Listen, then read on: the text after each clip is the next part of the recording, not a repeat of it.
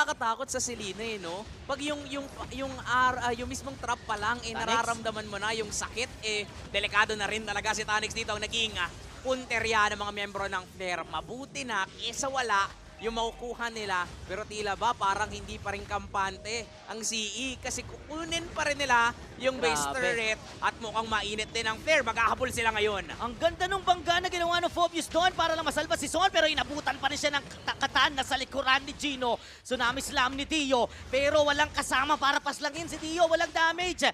Eto si Dio mga kaibigan, si Trey naman ay pinarahanap nila at matapang na si Crush ngayon. Apat ang sasalubong, binuhat, Ay. 4 laban sa isa. Crush against everyone at tinakbuhan. Yan lang, yung 4 na nanligaw sa kanya, mas Sotoy pa natatama sa may likuran. Kaso lang nabura agad si Dre kasi ang sumalubong sa kanya ay mga bola na nanggagaling kay Son.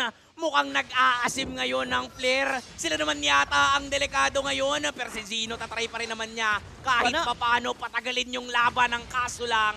Because of the sustain plus the traps and the damage coming in from J-Mac, eh hindi niya kakayanin pang mabuhay. And even si Crush, eh mamamatay na rin sa laban.